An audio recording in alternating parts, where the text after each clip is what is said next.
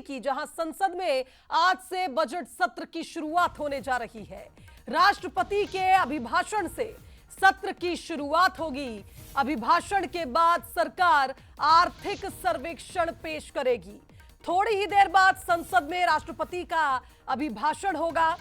बता दें कि संसद भवन में राष्ट्रपति पहुंच चुकी हैं और ये सीधी तस्वीरें दिल्ली से आपको दिखा रहे हैं। कल देश का आम बजट पेश होगा और उससे पहले आज बजट सत्र की शुरुआत होगी, जिसमें इकोनॉमिकल सर्वे यानी आर्थिक सर्वेक्षण को पेश किया जाएगा। इकोनॉमिक सर्वे पेश कर फाइनेंशियल हेल्थ देश की समझी जाएगी। और आप देखिए, कल सरकार बजट पेश करेगी और उससे पहले आज का दिन काफी महत्वपूर्ण।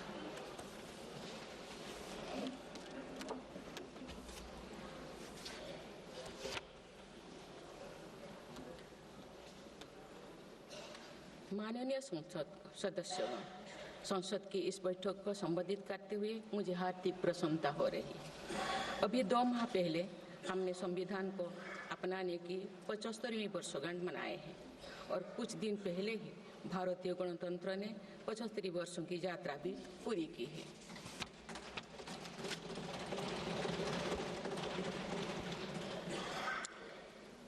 ये अवसर लोकतंत्र की जननी के रूप में भारत के गौरव को नई ऊंचाई देगा। मैं सभी देशवासियों की तरफ से बाबा साहेब आम्बेडकर समेत सभी संविधान निर्माताओं को नमन करती हूँ। माननीय सदस्यगण, इस समय देश में महाकुंभ का ऐतिहासिक पर्व भी चल रहा है। महाकुंभ भारत की सांस्कृतिक परंपरा का, भारत की सामाजिक चेतना का पर्व है। देश और दुनिया से आए करोड़ों श्रद्धालु प्रयागराज में पूर्ण स्नान कर चुके हैं। मैं मोनो अमावस्या के दिन हुई हादसे पर अपना दुख व्यक्त करती हूँ। घायलों के शीघ्र स्वस्थ होने की कामना करती हूँ। कुछ दिन पहले ही हमने देश के पूर्व प्रधानमंत्री डॉक्टर मनमोहन सिंह जी को खोए हैं। मनमोहन सिंह जी ने 10 वर्ष तक प्रधानमंत्री के रूप में देश की सेवा की। वे लंबे समय तक संसद के सदस्य भी रहे। मैं मनमोहन सिंह जी को भावभीनी श्रद्धांजलि अर्पित करती हूँ। माननीय सदस्यगण, भारत की विकास यात्रा की इस अमृतकाल को आज मेरी सरकार अभूतपूर्व उपलब्धियों के माध्यम से नई ऊर्जा दे रहे हैं।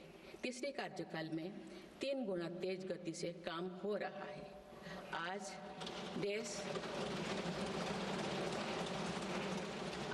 देश बड़े निर्णयों और नीतियों को असाधारण गति से लागू होते देख रहा है और इन निर्णयों में देश की गरीब, मध्यम वर्ग, युवा, महिलाओं, किसानों को सर्वोच्च प्राथमिकता मिली। मेरी सरकार ने तीसरे कार्यकाल में सभी के लिए आवास के उद्देश्य की पूर्ति के लिए ठोस कदम उठाए हैं। प्रधानमंत्री आवास योजना का विस्तार करते हुए 3 करोड़ अतिरिक्त परिवारों को नए घर देने का निर्णय लिया गया है। इसके लिए 5,36,000 करोड़ रुपया खर्च किए जाने की योजना है। मेरी सरकार गांव में गरीबों की उनकी आवासीय भूमिका हक देने और वित्तीय समावेशन के लिए प्रतिबद्ध है। इस दिशा में स्वामित्व योजना के अंतर्गत अब तक 2 करोड़ 25 लाख स्वामित्व कार्ड जारी किए गए। इनमें से करीब 70 लाख स्वामित्व कार्ड पिछले 6 महीने से जारी किए। पीएम किसान सम्मान निधि के तहत करोड़ों किसानों को पिछले महीने में 41,000 करोड़ रुपया की राशि का भुगतान हुआ है। जनजातीय समाज के 5 करोड़ लोगों के लिए धरती व जनजातीय ग्राम उत्कर्ष अभियान प्रारंभ हुआ है। इसके लिए 80,000 करोड़ रुपये का प्रावधान किया गया है। आयुष्मान भारत योजना के अंतर्गत 70 वर्षों और उससे अधिक उम्र के 6 करोड़ वरिष्ठ नागरिकों को स्वास्थ्य बीमा देने का फैसला हुआ है। इन्हें हर वर्ष 5 लाख रुपए का हेल्थ कवर मिलेगा। छोटे उद्यमियों के लिए मुद्रा ऋण की सीमा 10 लाख रुपये से बढ़कर 20 लाख रुपया कर दी गई है। मेरी सरकार ने युवाओं की शिक्षा और उनके लिए रोजगार के नए अवसर तैयार करने पर विशेष फोकस किया है। मेधावी छात्रों को उच्च शिक्षा में वित्तीय सहायता देने के लिए पीएम विद्यालक्ष्मी योजना शुरू की गई है। 1 करोड़ युवाओं को शीर्ष 500 कंपनियों में इंटर्नशिप के अवसर भी दिए जाएंगे। पेपर लीक की घटनाओं को रोकने और भर्ती में पारदर्शिता सुनिश्चित करने के लिए नया कानून लागू किया गया है। सहकार से समृद्धि की भावना पर चलते हुए सरकार ने त्रिभुवन सहकारी यूनिवर्सिटी की स्थापना को प्रस्ताव स्वीकृत किया है। सरकार ने प्रधानमंत्री ग्राम सड़क योजना के चौथे चरण में 25,000 बस्तियों को जोड़ने के लिए 70,000 करोड़ रुपया स्वीकृत किए। आज जब हमारा देश अटल जी की जन्म शताब्दी का वर्ष मना रहा है, तो प्रधानमंत्री ग्राम सड़क योजना उनके विजन का पर्याय बनी हुई है।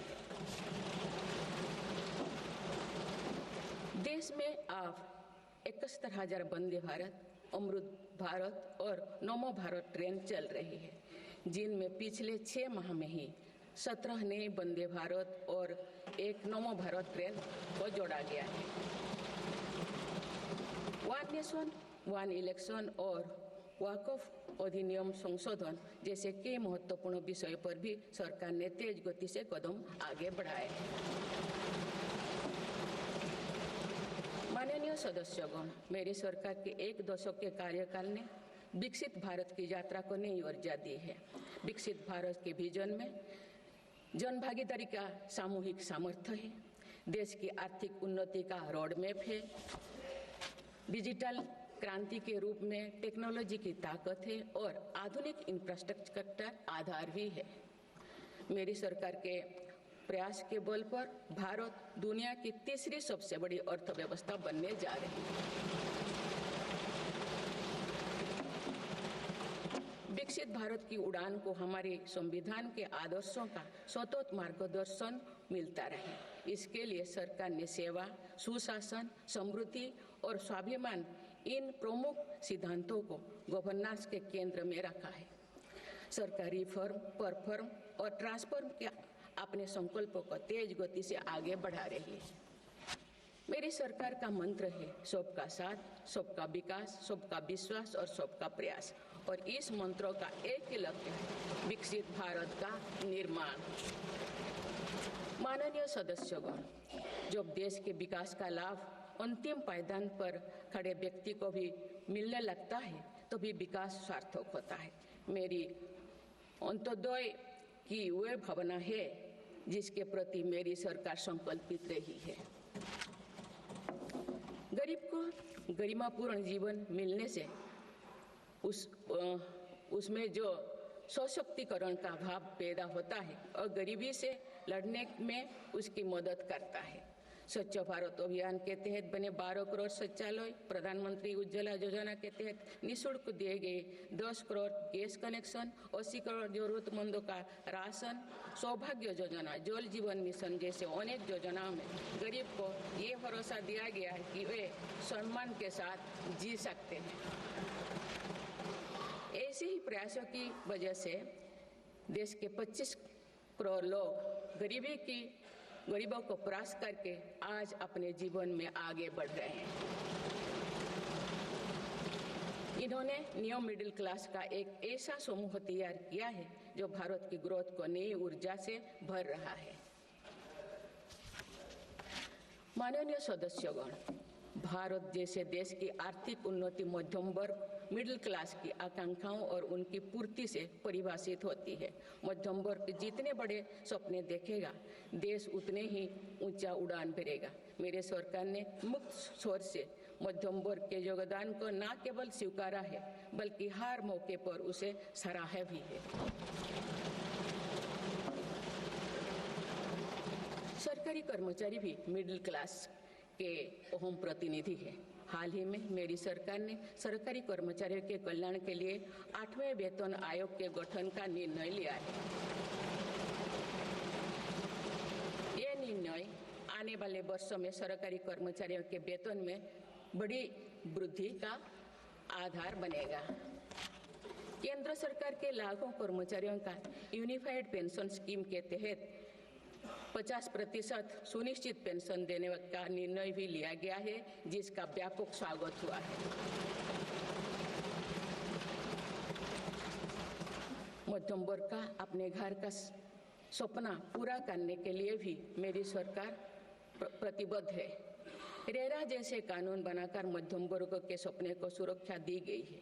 घर के लिए लोन पर सब्सिडी दी जा रही है। उड़ान योजना ने लगभग 1.5 करोड़ लोगों का हवाई जहाज में उड़ने का सपना पूरा किया गया है। जन औषधि केंद्रों में 80% रियायती दरों पर मिल रही दवाओं से देशवासियों की 30,000 करोड़ रुपये से ज़्यादा बचे हैं।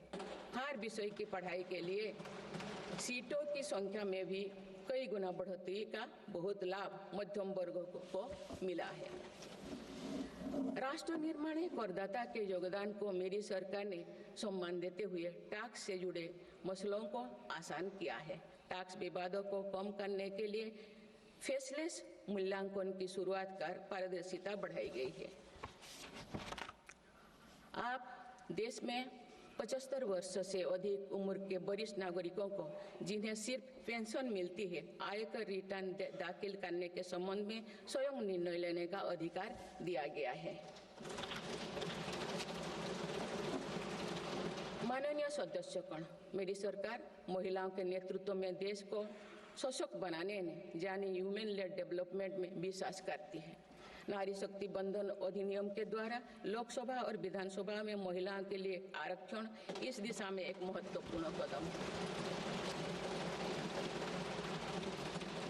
राष्ट्रीय ग्रामीण आजीविका मिशन के तहत 91 लाख से अधिक स्वयं सहायता समूहों को सशक्त किया जा रहा है।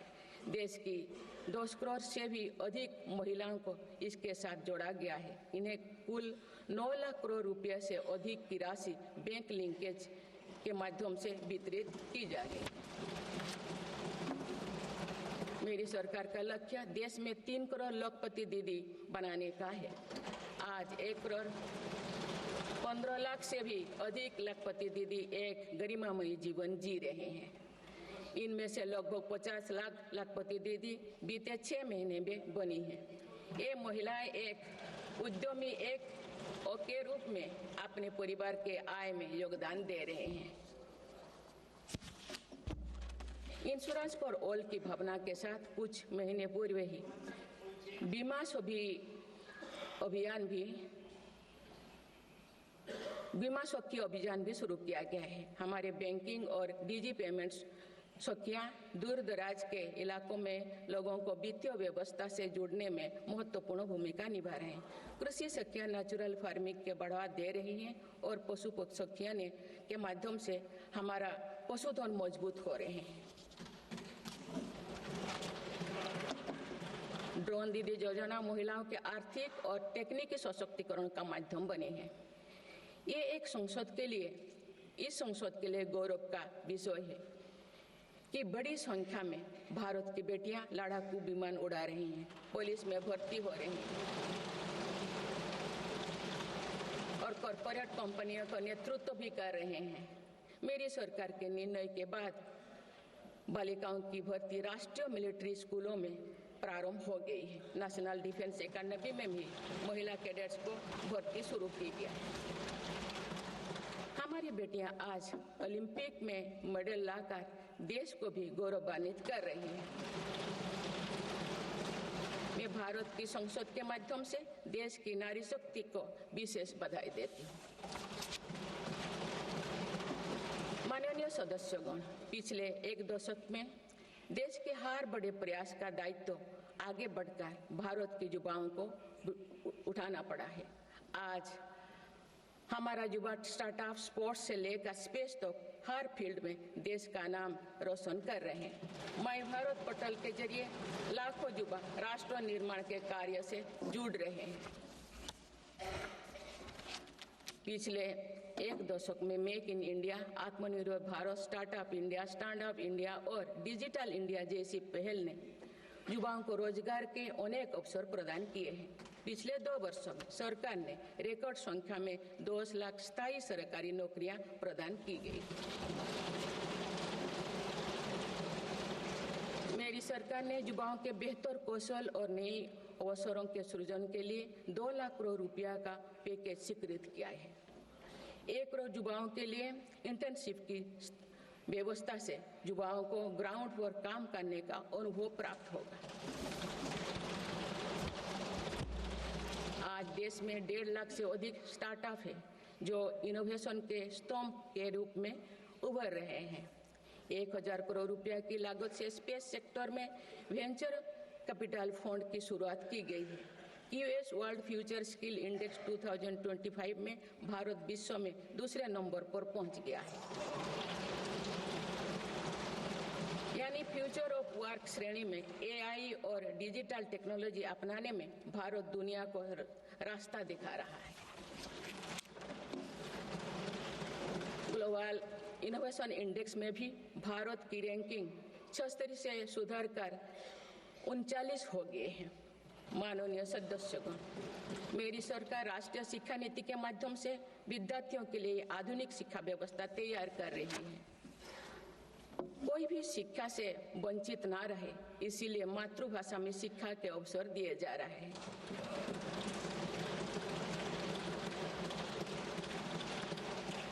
विभिन्न भर्ती परीक्षाएं 13 भारतीय भाषाएं में आयोजित कर भाषा संबंधी बाधाओं को भी दूर किया गया है।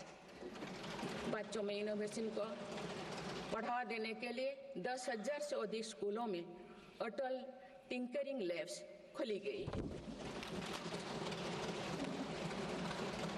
ईज ऑफ डूइंग रिसर्च के लिए हाल ही में 1 नेशन 1 सब्सक्रिप्शन स्कीम लागू कर दिया है। इससे अंतर्राष्ट्रीय शोध की सामग्री निःशुल्क उपलब्ध हो सकेगी। पिछले एक दशक में उच्च शिक्षण संस्थाओं की संख्या बढ़ी है। इनकी गुणवत्ता में भी व्यापक सुधार हुआ है।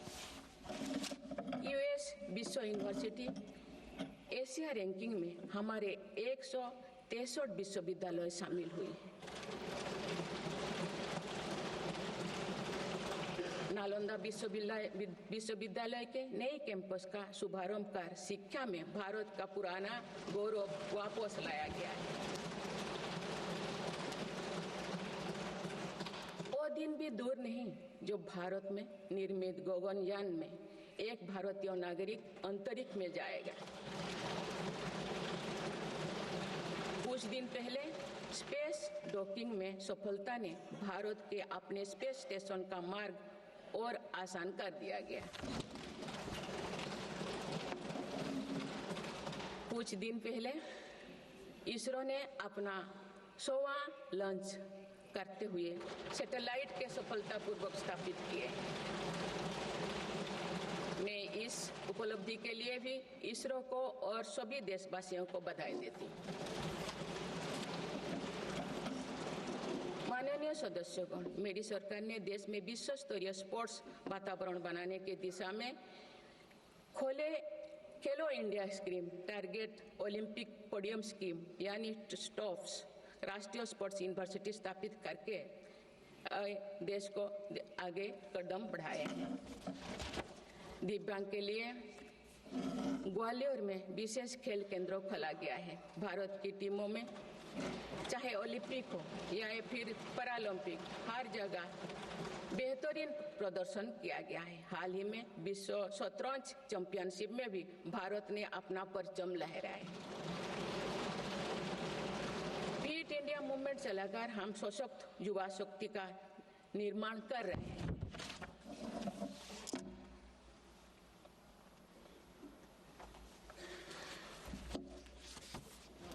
माननीय सदस्यगण, विकसित भारत के निर्माण में किसान, जवान और विज्ञान के साथ ही अनुसंधान का बहुत बड़ा महत्व है। हमारा लक्ष्य भारत को ग्लोबल इनोवेशन पावर हाउस बनाना है।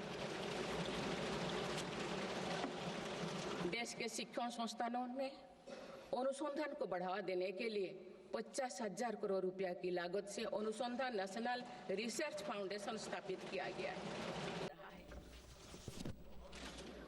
माननीय सदस्यगण, मेरी सरकार ने 10 वर्षों में प्रगति के जो नए अध्याय लिखे हैं, उनमें से एक स्वर्णिम सोपान भारत को डिजिटल क्रांति का भी है।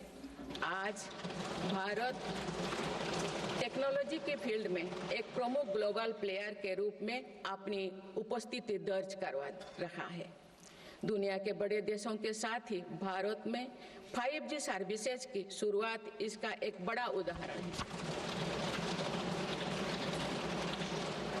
भारत की UPI टेक्नोलॉजी की सफलता से दुनिया के कई विकसित देश भी प्रभावित हैं। आज 50% से ज्यादा real time digital transaction Bharat में हो रहा है। मेरी सरकार ने डिजिटल टेक्नोलॉजी को सामाजिक न्याय और समानता के एक टूल के तौर पर इस्तेमाल किया है। डिजिटल पेमेंट कुछ लोगों या कुछ वर्गों तक सीमित नहीं है। भारत में छोटे से छोटा दुकानदार भी इस सुविधा का लाभ उठा रहे हैं। गांव में भी बैंकिंग सेवाएं और UPI जैसे वर्ल्ड क्लास टेक्नोलॉजी उपलब्ध है। भारत में पिछले 10 साल में बने 5 लाख से ज्यादा कॉमन सर्विस सेंटर्स सरकार की दर्जनों सुविधाएं ऑनलाइन उपलब्ध कराई जा रही हैं।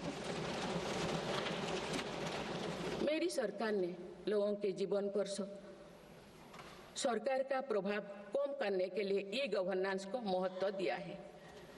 डिजी लॉकर्स की व्यवस्था ने लोगों को कभी भी कहीं भी अपने महत्वपूर्ण डॉक्यूमेंट्स पाने और दिखाने की सुविधा दी गई।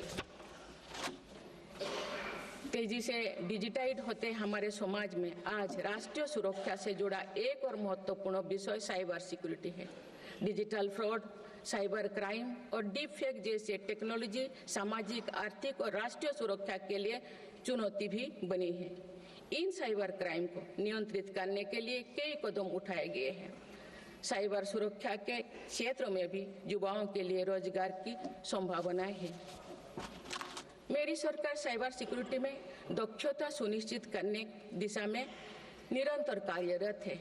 इसके फलस्वरूप भारत ने ग्लोबल साइबर सिक्योरिटी इंडेक्स में Tier 1 स्टेटस प्राप्त कर लिया है।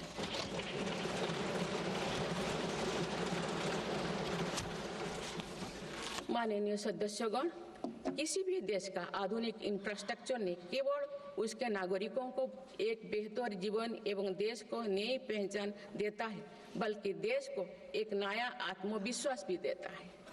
बीते दशक में भारत ने वर्ल्ड क्लास इंफ्रास्ट्रक्चर निर्माण के कई माइलस्टोन तय किए हैं।